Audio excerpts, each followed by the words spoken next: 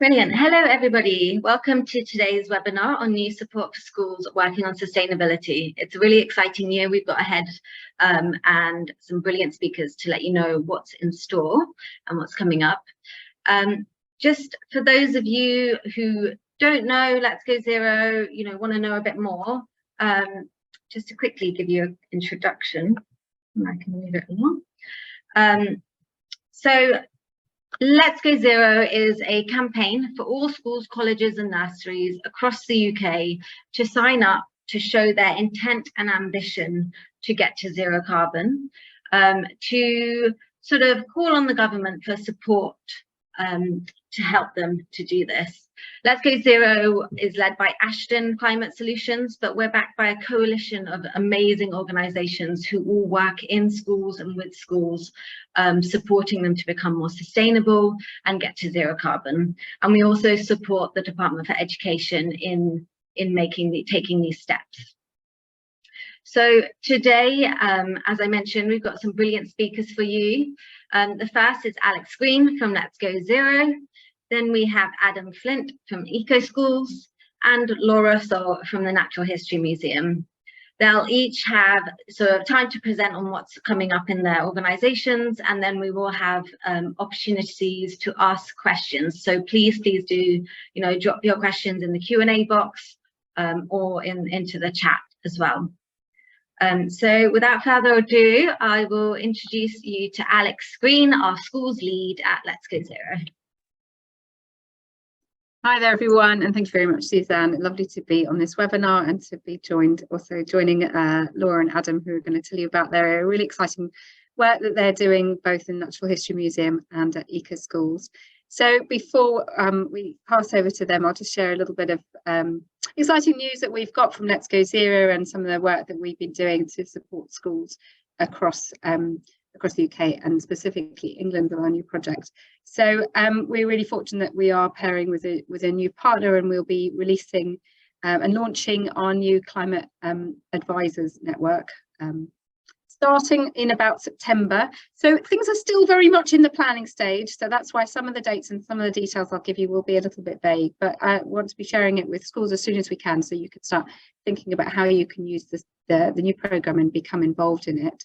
So climate action advisors will be, when they're all in place, they will be across the whole of England, across the regions of England, supporting schools, colleges and nurseries to take action, to take climate action and to be able to do more. They will be real people in the different regions who are there, who know the area, know what's going on, and who are there to be able to support schools to take action. So it's for any school, college and nursery. So anyone educating people under 18 really is our vague rule, but if you think you qualify as a school, college or nursery, then yeah, definitely get in touch. We are going to be launching it initially in the West and East Midlands regions. This is expected to be sort of late September, October time, we're hoping. And that we will then, after that, probably in the March 24, we'll do the sort of southern regions, and then following that in September, we will do in the northern regions. So it's a little bit of a staged approach. But the first region is is the East and the West Midlands areas. So if you're in those areas, it'd be great to get you involved. If you're not sure if you sit within those regions, Google Regions of England and you can see which ones they are, the official sort of government definitions of regions. The advisors are there to help. They're there because we could see through the work we were doing, schools needed help, they wanted guidance, they wanted help to make decisions, to understand what was out there, what was available, and they wanted support to know what to do first, what to do next. And we know that sort of localized handholding is really in need. So they'll be there to talk about action you can take, so different engagement tools, engagement action that can go on within the schools, across the site, or whether that's through teaching or whether that's through your school grounds and nature and biodiversity and things like that. They'll be there to be able to share any of the latest on grants or loans or funding schemes or anything that comes through from any of the different organisations or government. They'll be there with the latest up-to-date information on that, which they'll be sharing. They'll also be able to share new and exciting projects and programmes, because there's lots of amazing organisations out there who are always introducing great new things, and we want more schools to be doing all of that Brilliant stuff. So they'll be there to let you know when there's a new project going on, when there's a new sort of activity that you can be part of that's specific to the region or to the area that you're in. And they're also just to answer questions, just to be that point of contact to say what you can do and how you can do it. And yes, there's lots of online tools and there's lots of online resources available out there, but actually a real person to answer your questions is sometimes really useful. So that's what we're hoping that these advisors will really be able to do. But they'll also be able to share what other schools are doing, schools that are local to yours, local to your region, across England, and help you all share each other's ideas and nick each other's ideas, really. So that's a really important aspect of that sort of best practice sharing across England. So schools can either engage with these advisors individually, just as a school on your own, or a member of staff within a school, or you might want to do it as a MAT. So a whole MAT might want to engage and you so sort of at a very much sort of MAT senior leadership level. It's up to you how you do it and how you want to do it. And also you might want to think about how this links in with the sustainability lead and how that the DfE requirement to do that and how you'll bring this together. Advisors can also be advising on how schools can do their climate action plans and things like that. So if you're either in the East or the West Midlands, or you know a school or somebody who is, do get in touch. We have a waiting list that's started now, so that when we're up and running in September, October, we will be in touch with you. So do get in touch with us through the standard Let's Go Zero emails. Just let us know who you are and who we should be getting in touch with. And another thing is that this is a new project. We are going to be recruiting to fill a lot of posts. We need advisors to fill all these exciting roles and people to run the programme. So as we are sharing jobs, please do share them across your networks and send people our way to be part of the exciting Let's Go Zero team. But I don't know. We have questions now, Suzanne, or do we go on to the others? I'll ask you a couple of questions, Alex, and then I'll hand over to Adam for his update from Eco Schools. So just first question, obviously you mentioned East and West Midlands is the first place to start. How should school sign up? What's the process? Okay, so they can just email the Let's Go Zero. So Let's Go Zero at ashton.org. It's on all of our website stuff. So any email address that you can see on the Let's Go Zero website will take you to us. Also, if you're a Let's Go Zero school, you'll get regular newsletters and updates. You just reply to any of those, or just to any of the team, or that it'll get to us, and we'll make sure that you get on a list. And just state, I'm in the East or West Midlands. This is who I am. This is the school I am. Get in touch with me when you're ready. So just let us know somehow. Brilliant. And then another question is there a cost to this program? Is there a cost to the advisor? No, so that's really important, actually. So no, there isn't. So this is there to be free, impartial, unbiased advice. We're really fortunate that we're working with a really generous funder who is supporting this. So the advice is there just to be helpful. It is completely free. So there's no cost to having the conversations, or the advisor coming to visit your school, or any of that. It is a free service. And deliberately so, because we want it to be there for as many schools and colleges and nurseries as possible. Brilliant, thanks, Alex. And just one final question, and then I'll hand over to Adam. If obviously this rollout, and we're not sure of dates yet, what's the best way of keeping up-to-date information about this Climate Action Advisors rollout? Well, it's probably the same as everything, really. It's if you make sure that you signed up to Let's Go Zero, you get the newsletters, but also through our comms. So we will be sharing this very, very publicly. When it goes live in the different regions, we will be doing lots of regional press. So you will hear about it through your local regional press. But if you're a Let's Go Zero school, we'll tell you when it comes to your region, and you'll hear about it if you're LinkedIn and you're on our mailing list and stuff. But if you just keep an eye on what we're doing on Twitter, on LinkedIn, and those different on media, you'll see as it comes to your area. We also are working with lots and lots of partners, so we're hoping you'll hear about it from lots and lots of different sources as it gets to the different areas. But yeah, so through Let's Go Zero newsletters, our comms, and through lots of other partners. Brilliant, thanks so much, Alex. Thank you. Thanks a lot. So now we've got Adam Flint, who's the education manager of Eco Schools, who's got some really, really exciting news of what Eco Schools has been working on and what's to come. So over to you, Adam. I'll stop sharing so you can share. Thank you. Let me just share my screen. Here we go. Let's get it full size. Oops. There we go. Let's go all the way. So yeah, I suppose I'm not necessarily here with my Eco Schools hat on today. I'm here with my Keep Britain Tidy hat on. So just a quick introduction. So technically, I'm the education manager at Keep Britain Tidy, but 90% of my job is to run the Eco Schools programme in England. So if you are doing Eco Schools this year, just a heads up, the Eco Schools application window opened at the start of May and it closes at the end of July. So any questions about that, feel free to get in touch with the Eco Schools team and we can support you with your application. But today I am here to talk about a project that we're delivering in Keep Britain Tidy.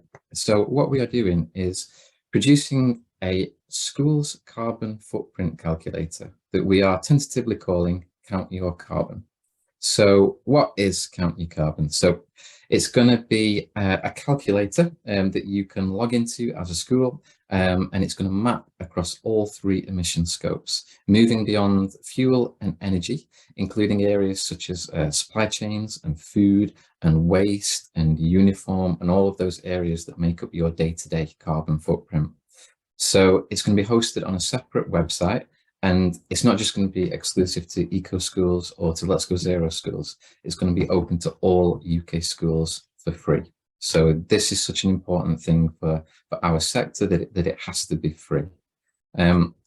So schools will go to the website, you will register and log in. And the reason we ask you to register and log in is it helps us to create your final footprint, but also it means you can log in and you can do another calculation in a month's time, 6 months' time, and you can start to track your progress. So you'll get your own little dashboard. So you log in and then you'll input a series of data points and information prompted by a pathway of questions. So I'm sure many of you have done carbon footprint calculations for yourself personally. What you will get at the end of the question pathways is a headline carbon footprint figure for your school. That figure itemized along key emission strands. So there might be an emission strand for transport, for waste, for energy usage, for example. And then based on your answers, you will then get a personalized plan of what to do next, outlining how you can bring down your emissions. So that plan will be broken down into 3 sort of, it'll certainly look at those different strands, but it will kind of provide information along what we're calling 3 areas. So the first area will be control. These are basically things that you yourself can control and act on. The second area will be influence, which is where you can influence the change, but you might need support from your local authority. And then the final category of advice will be concern. And this is areas that might be outside of your reach. And we might have to look at broader ways we can deal with this. And it might be that we're able to say that there are a lot of concerned schools with this area, and then we can start to approach government through our different partners and start to influence some bigger decisions and start to generate some support for schools. So, there's going to be a couple of stages. So it's a big old project. We don't want to get it wrong. Our sector has sort of been looking at this from various angles for quite a while. So we don't want to get it wrong. So what we're doing right now is we are deep in research with schools, and we have been there for about 3 months. So we're going to start to build things out over the summer and pick up that user research again in September. So we're kind of breaking it down into 2 phases. So the first phase will be to produce the tool and the reporting element, and we hope that that's going to be out by the end of this year. If we go into the start of next year, that's because we want to get it right. The next phase will be to add different things and build out this website. So the next phase will include the addition of a tinkering section, and this is where you might be able to take one of your reports, edit different bits to see how that would affect your output at the end of it, so you can start to model the actions that you can take. We'll add elements that allow teachers to use the tool as a learning resource with pupils, and we'll start to signpost to organisations that can support your particular net zero journey as well. So it will become bigger. There'll be an aspirational quality to it. We'll we'll flag up and highlight real world examples of different types of carbon emissions and different careers that are sort of like fighting back against it as well. So we're hopeful that it's going to be a really useful tool. So, why are we making Count Your Carbon? I think there's the really immediate things are, obviously we want you all to have the capacity to understand the size of your carbon footprint, where your carbon footprint is peaking, and how you can reduce those emissions. They're the obvious first steps that we want you to take. We also want to start mapping the carbon footprint of the school's estate. I think this is a really useful. Our local authority partners are going to be really, really interested in this. We think it's going to prompt them to start giving you extra support. So fingers crossed for that one. And we also just want to give you the tools to start understanding this with your pupils. Schools, we find, are at different parts of their journey in terms of their understanding of carbon literacy and how to get net zero. But beyond those immediate concerns, there's obviously expectation from the government by 2025 to have a climate action plan outlining how you're going to get to net zero and a sustainability lead. We think that this is going to be a really useful tool. And as you'll see in a second, we're heavily involved with Let's Go Zero, and it's going to be a great resource for the climate ambassadors that Alex has just mentioned to use with you in schools. So a bit more key information. The tool will be for nurseries, primary and secondary, plus SEND settings. We aren't doing it for boarding schools at the moment because, boarding schools have a whole different set of remits because they have the living aspect of their output. As I've mentioned, we hope to get the first iteration out by the end of this year. We're working extensively with teachers, and we've got meetings coming up with local authorities as well to start of get their perspective and really sort of shape it a bit more to be user-friendly for them too. So who are we working with? We are obviously working with Let's Go Zero. They're a great supporting partner for us on this project, and we're really pleased to have them on board. We're also working with an organisation called Arete Zero Carbon. So these are, without putting ourselves and Let's Go Zero down, I would say Arete are the brains of the operation. These are the ones who really understand the algorithms that go into producing carbon footprints. So they're an international organisation. They recently, for example, mapped KFC's entire worldwide carbon emissions. So they definitely know what they're doing, more so than we would do, I would say. And how can you get involved? So what we're doing, we've been doing one-to-one sessions already with numerous schools. Like I say, with 2 months worth of research so far into this. We're doing some focus groups at the end of this month. And what I will do is I will share the link with Suzanne, and hopefully Suzanne can share it in turn. So you're more than welcome to join some of those focus groups. What we're also doing at the end of this month is we are putting out a survey. So this is a mass data survey, and it's based on a very, very first iteration of the questions that will be on the tool. So we talked to a lot of schools. A lot of schools are telling us that there are certain data points that they're going to struggle to get. So a lot of you will have service level agreements for your food and your waste, for example, which are going to contribute to your footprint. So you might not be able to get that data to put into the tool. So we obviously want you to have the option to select average for a school of my type and size. Part of that, therefore, means getting in as much data as we can to set these benchmarks. Some of that information is out there and some isn't. So we're going to put this out there. We would love you to sort of like input data if you can. It will be things like energy usage and different information on waste. There will be questions on there that you can't answer, I would imagine, but that in turn is useful for us. And what it does is it sets the benchmarks.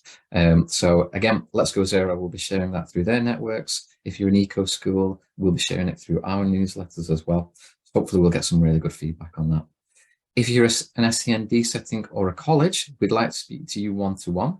We've already spoke to your types of settings, but we want to go in a bit more depth because you have different specifics at your site as well. So we want to really cater for that and make sure we're doing that. And then finally, we should have in the autumn term some beta versions of the website. So we're going to sort of put a call out to start user testing those beta versions. So we'd love teachers to be involved in that, of course. And I think, yeah, that's me done. So I'll stop sharing. Obviously, I'll be here at the end of the session and I can take any questions then. Brilliant. Thanks so much, Adam. That's really great. Just a couple of quick questions, and then I'll hand over to Laura to give us an update on what's to come with them. And then, of course, we will have time for questions at the end if anyone, their brains start thinking and they want to ask Adam anything. So one question, and you might have touched on it briefly, is will there be a sort of checklist of things that they need to, like a school needs to collect before they start the questions, or something that they can just tick off and then do? Oh, you're on mute, Adam.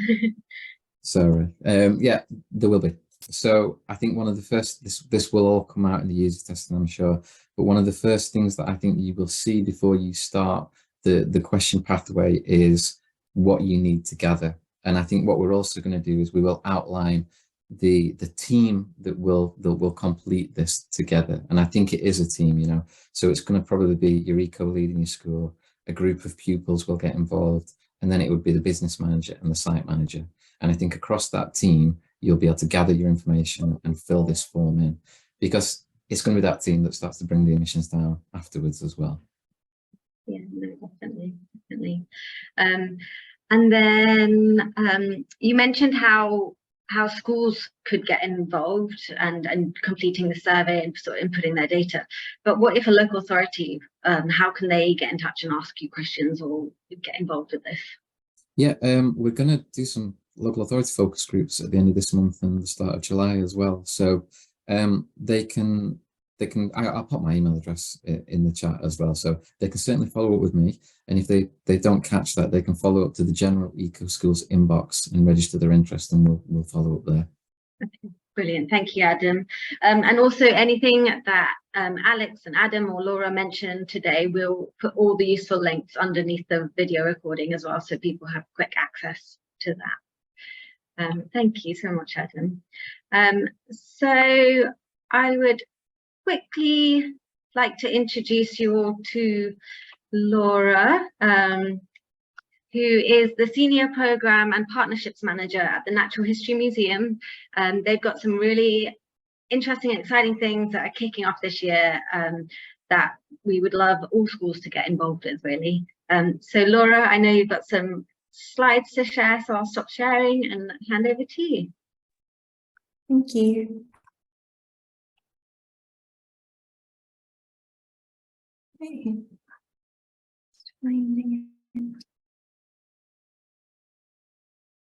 All right, is that showing up okay for everyone?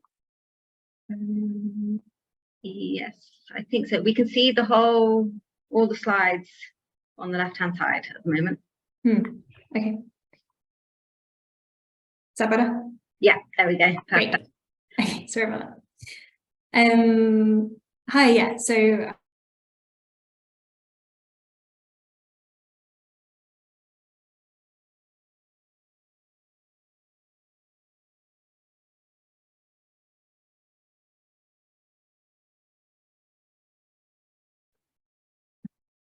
Laura, we seem to have lost you. Or we lost you briefly then. Okay, I'll speak slowly. If I cut out again, let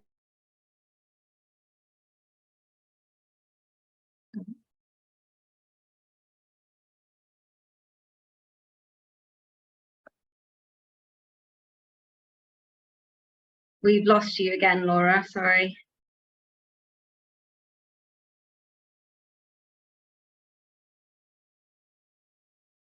Can you hear me? Yeah, we can hear you. Okay. Right. Sorry about that. No problem. It's the joys of online webinars. Yeah. So this is an exciting new program that the NHM is leading on, working with lots of really great partners, which I've kind of put the logos for up on the screen here, and I'll touch upon how they're involved as we go through the presentation. This program is one piece of the Department for Education's climate sustainability strategy. So there's lots of other great work going on as well on this that is linking in different ways and that we're kind of aligning with as we go along. But sort of through this piece here and what the NHM specifically is working on and excited about is this opportunity to ensure that every young person in England has an opportunity to develop a connection to nature, understand the threats that nature and the environment's facing,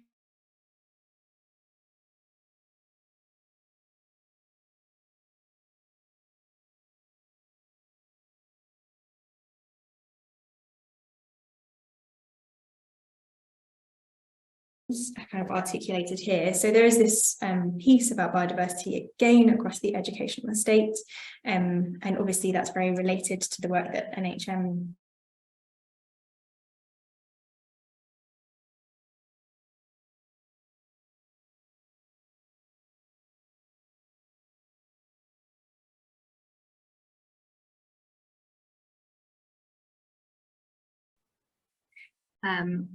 Laura, really sorry, you keep stopping and starting for us, I'm afraid. Is it worth maybe turning off my camera or maybe subtitles potentially, which is a bit annoying? Yeah. Got that glitching. I'll start with turning off my camera. Okay, thank you. And see how that goes. I'm on the museum Wi-Fi, so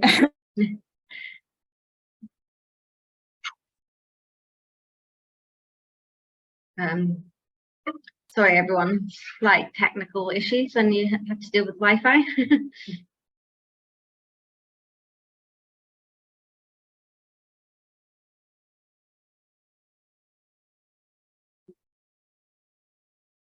and here we're really looking at how we can provide information, resources and support so that students can take the lead to get outdoors, monitor what's living and growing on their school site, and then make decisions based on that information that they're collecting and the latest scientific evidence to make changes on their school site that work for them and work for nature to boost biodiversity.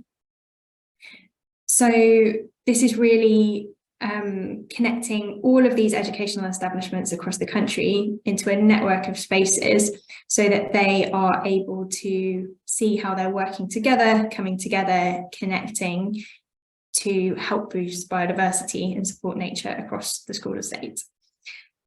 One important thing about what we're looking at doing is that the data that's collected through this programme, so this is not just biodiversity data, although that's obviously a key piece. There's lots of other information that you can collect and understand on school sites about how young people feel about it, how they think the space should be used, how it can be made to work for everybody. Bringing all of that data together on a nationwide database. And so we've got key partners supporting us with that. So the UK Centre for Ecology and Hydrology, the National Biodiversity Network Trust are really inputting on this to make sure that the scientific data we collect through the programme isn't sort of an isolated nature park data set. It is integrated into national recording schemes and can be used for scientific research into the future. So really contributing to UK scientific research. But beyond that, really this programme has many environmental, educational and health benefits for young people. We're looking at development of green and digital skills, as well as I mentioned before, that connection with nature. And the Royal Horticultural Society are working very closely with Learning Through Landscapes to develop this programme, the engagement programme, the on-the-ground delivery, with a group of, at the moment, 40 Pathfinder schools, which will then kind of roll out more broadly, and I'll say more about that in a second.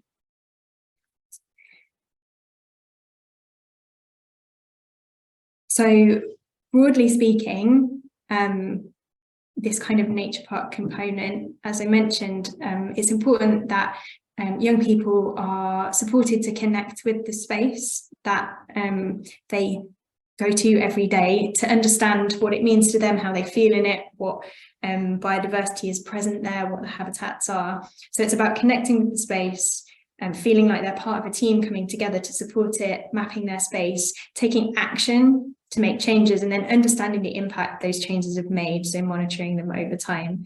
And from the perspective of sort of conservation best practice and working with the national curriculum, there'll be a focus on looking at different habitats over time through the programme. We also have a strand of curriculum resources that are associated with this. So we're looking really closely at, from the point of view of education research and scientific research, that the resources that are provided are evidence informed, and this is really looking at biodiversity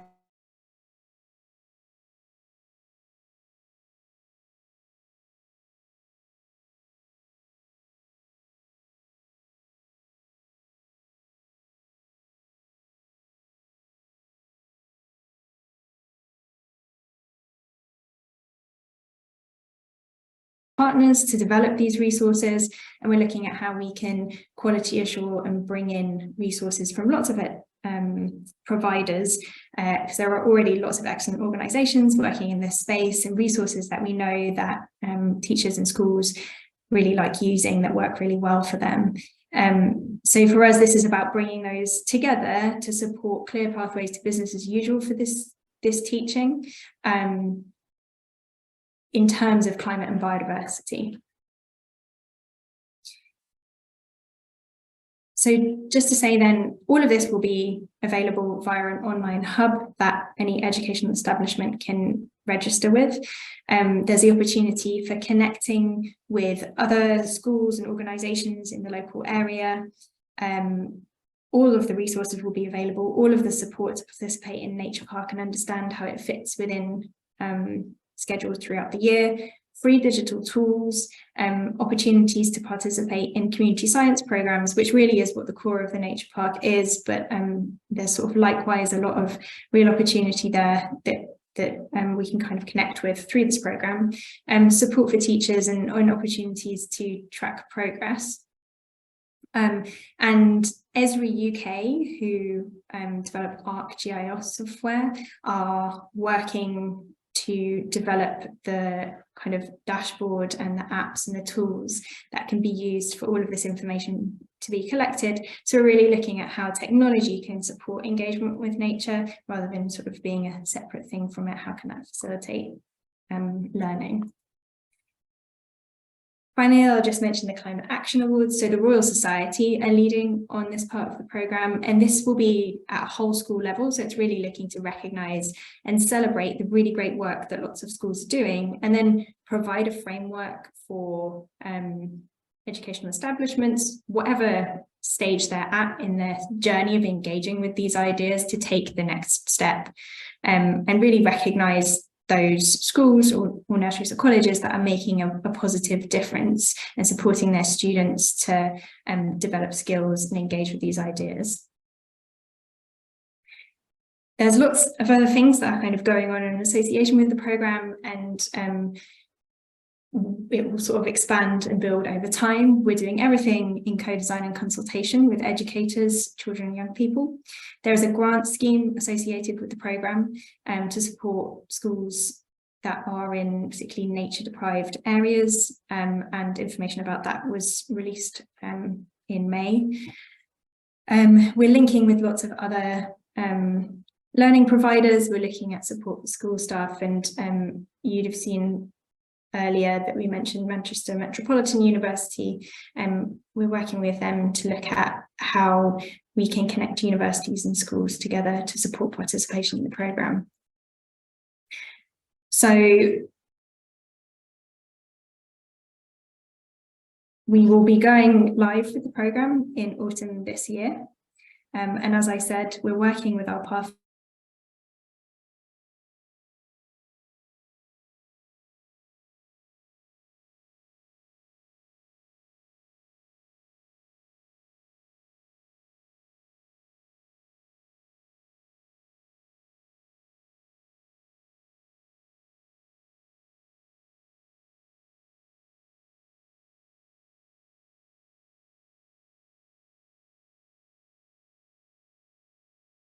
Brilliant, thanks, Laura.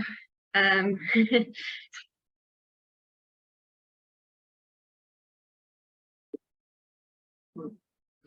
think we've just lost Laura. Thank you everyone for bearing with us. I know there was a few glitches there. Laura, can you hear us? Are you back? Yeah, I'm so sorry.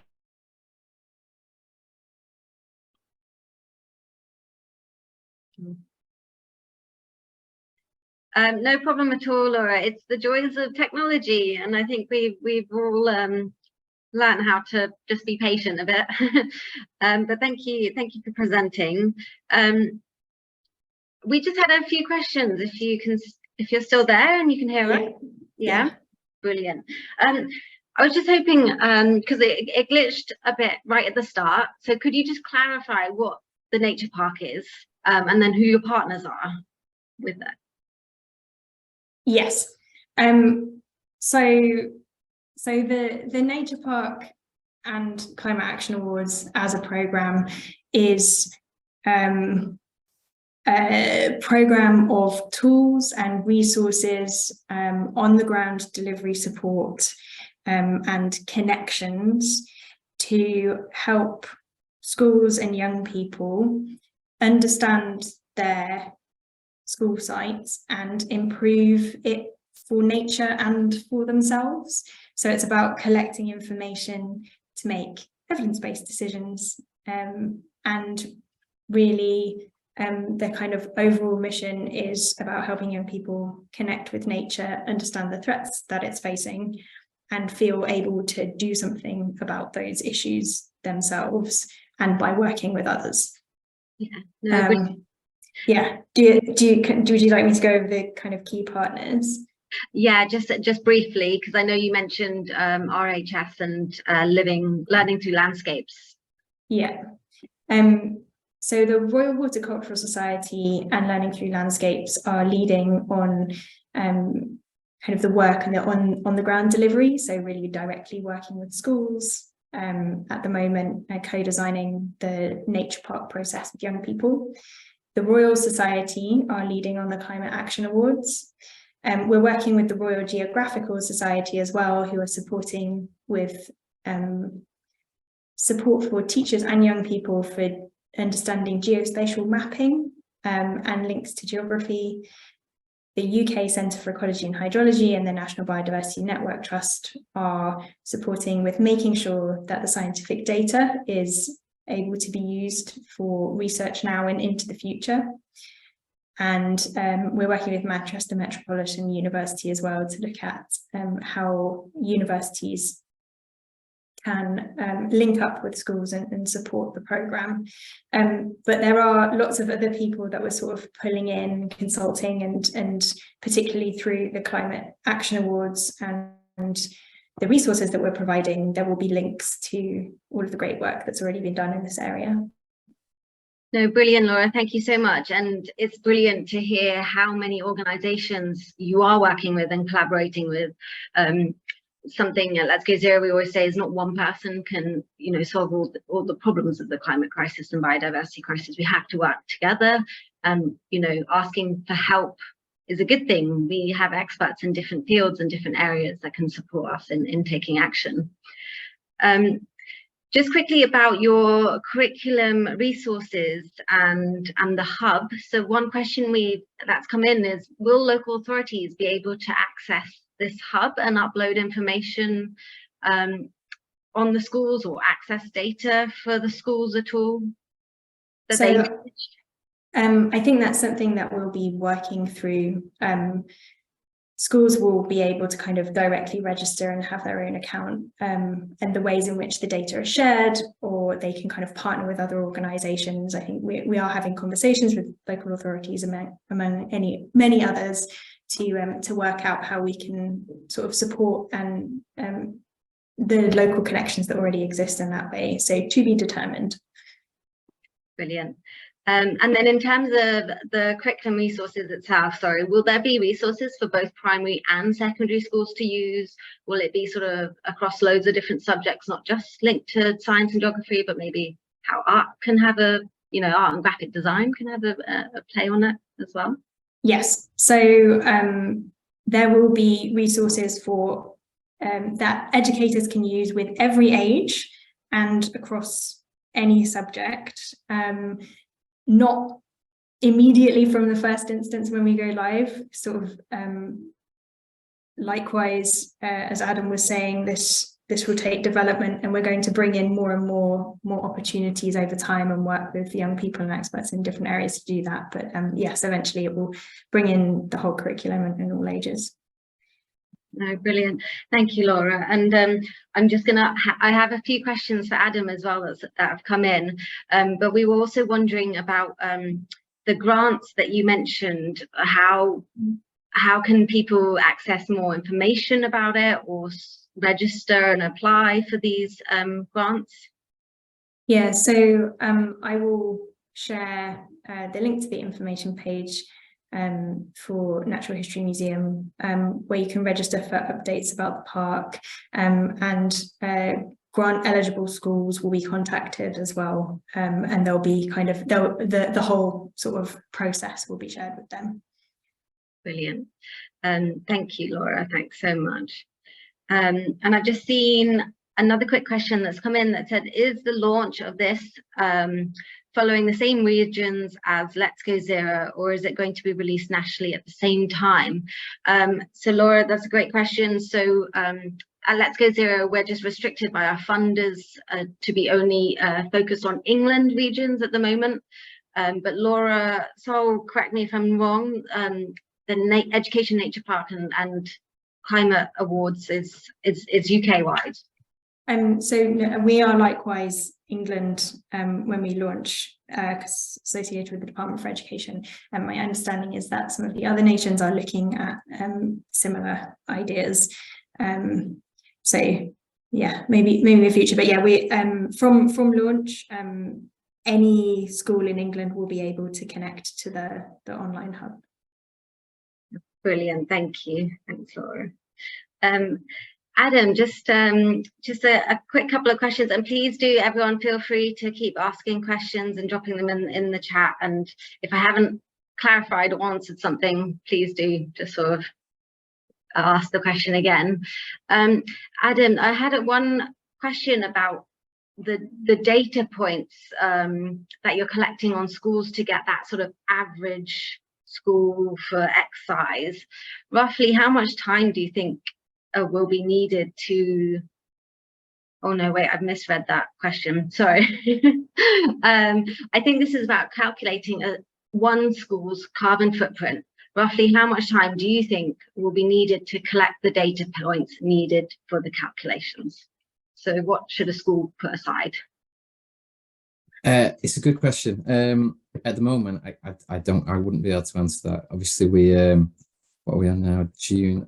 It's going to launch in 5 or 6 months' time, I would say. So our goal is to keep it as streamlined a question survey as we can. So I think that there's two things to consider. Like, we could put 1,000 questions in and give you a really, really accurate carbon footprint, streamline it and make it as user-friendly as possible, but then the accuracy sort of falls away slightly.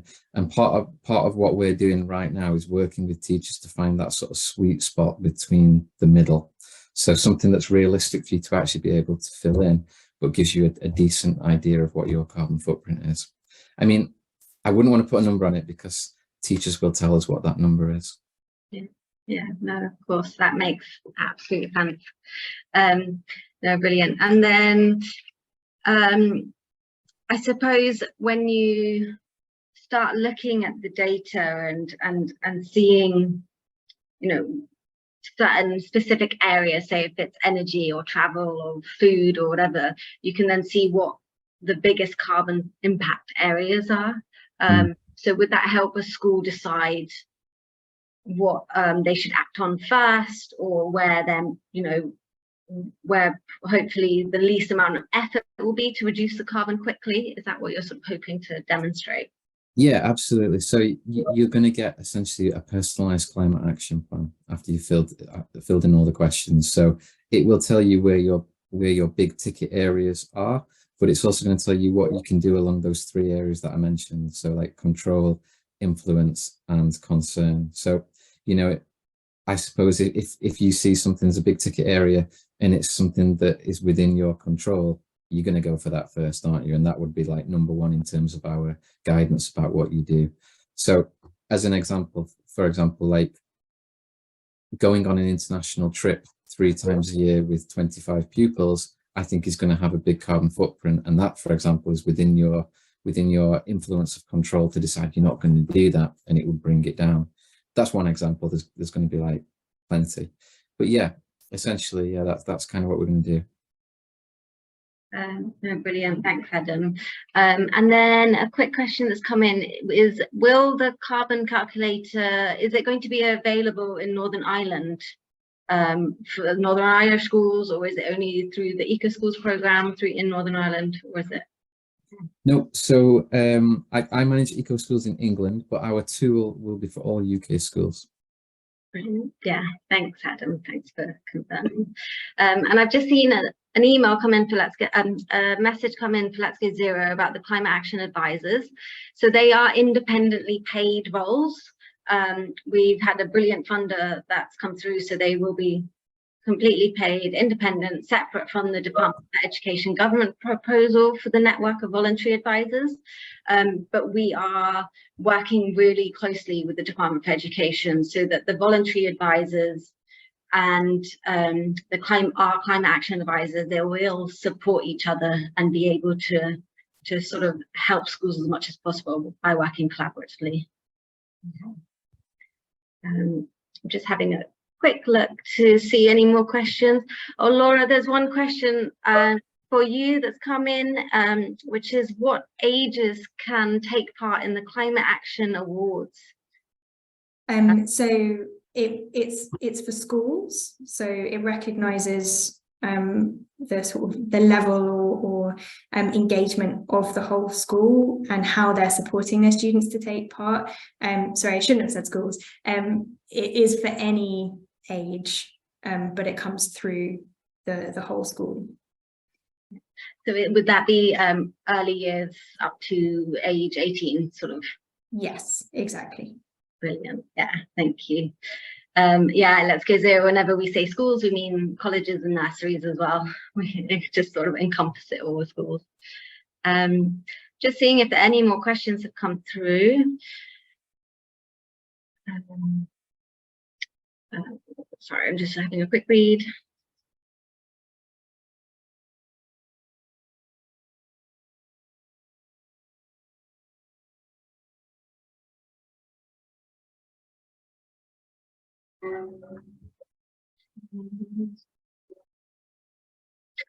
Yeah, so sorry, the climate action advisors will support schools in lots of different ways.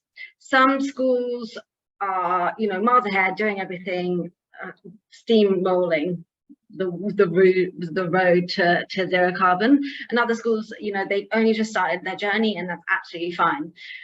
So if you are interested in speaking to a climate action advisor, then please do drop us an email and we can add you to our sort of list.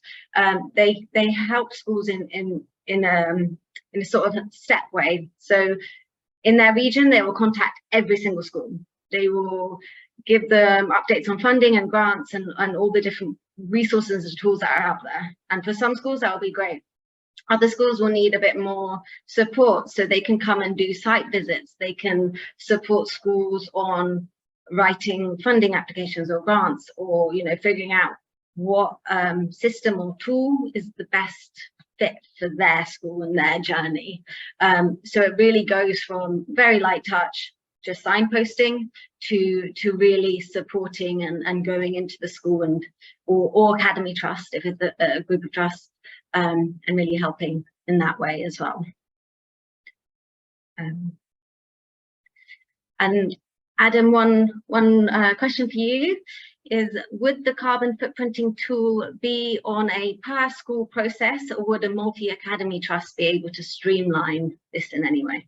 Yeah, that's a very good question. So that's something we're just looking at the moment. So a multi-academy trust asked me about that the other day. So we're looking, you know, when you sign into it, you will be like an admin essentially. So we're looking at if we can put like a super admin level for like a local, you know, an academy. So a lot of academies and trusts have that job, don't they, where it's like a sustainability lead across the group. So we're looking to whether we can install like the sustainability lead as a super admin across a group of academy schools, so that they can basically compile all the carbon footprints and start to track the actions and things that are happening there. So we're doing it, we're looking into it, and hopefully we can make that happen. Yeah. Brilliant. Thank you. Fantastic. I mean, I think that's, I hope I've answered everyone's questions and I've captured everything.